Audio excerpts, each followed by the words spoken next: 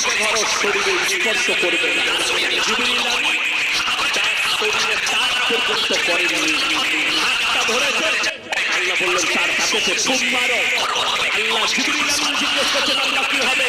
আল্লাহ বললেন আমি আমার কুদরত দেখাতে চাই পৃথিবীর মানুষকে।